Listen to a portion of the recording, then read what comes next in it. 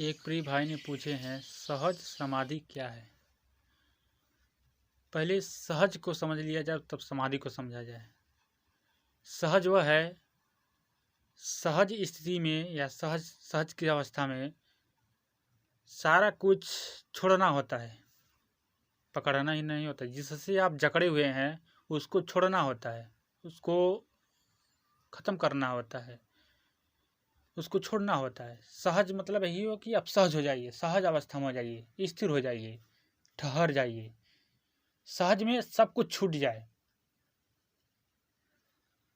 एकदम 100%, 100%, 100% में सारा छूट जाए, वही हो गया सहज। अगर हम क्रोध को पकड़े हैं या हमें क्रोध होता है तो क्रोध भी छूट जाए, हमें मोह है तो मोह भी छूट जाए। आपको ज़्यादा छोड़ने की भी नहीं आवश्यकता है, ये ऑटोमेटिक छूटेगा। और जैसे ही सारा कुछ छूट जाएगा वैसे ही आप सहज हो जाएंगे। सहज हुआ जाता है, सहज किया नहीं जाता है, सहज हुआ जाता है। अगर जो प्रेम है या वासना है तो वासना ऑटोमेटिक छूटेगा। कब? जब हम स्थिर होकर बैठ जाएंगे तभी सहज हो पाएंगे, अन्यथा सहज नहीं हो पाएंगे।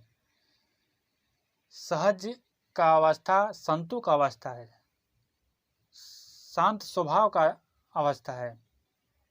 जो सहज हो गया उसका जीवन ही शांत स्वभाव का हो जाता है, संतो ऐसा जीवन हो यापन करने लगता है। उसके जीवन में बाहरी खोज, बाहरी भटकाव, बाहरी दौड़ नहीं रहता है, ज़्यादा नहीं रहता है, बहुत कम हो जाता है। उसी को हम सहज कहते हैं। अब आता है उसमें समाधि। सम स्थिति घट जाए उसी को हम समाधि कहते हैं।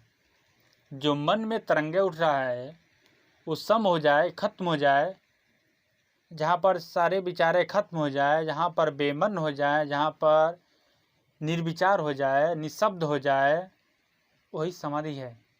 जहाँ पर उससे पहले जो हमें अनुभव हो रहा था कई तरह के, वह अनुभव भी खत्म हो जाए, केवल होश हो जाए, केवल होश बच जाए, केवल एक बच जाए जो विराट है, केवल होश पूर्वक हो जाए हम, वही समाधि है।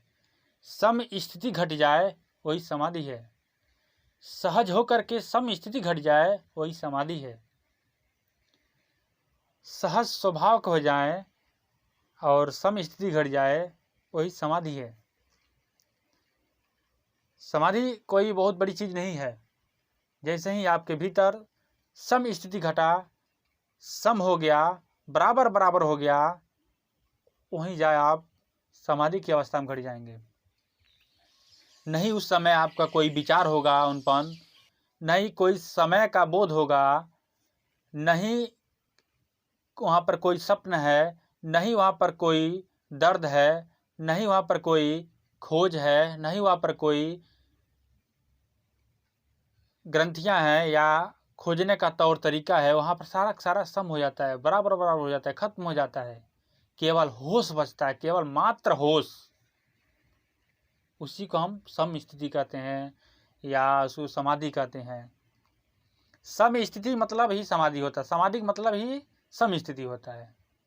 चाहे आप कहिए सम स्थिति या सम अवस्था या कहिए समाधि, दोनों एक ही है। सहज होकर के सम स्थिति हुआ जाता है। जैसे ही आप सहज हो जाएंगे, जैसे ही आपका विचार खत्म हो जाएगा, जैसे ही आपकी वासना खत्म हो जाएगा, जैसे ही आपका क्रोध खत्म हो जाएगा, जैसे ही आपका लोभ माया खत्म हो जाएगा, वैसे ही सम स्थिति घट जाती है।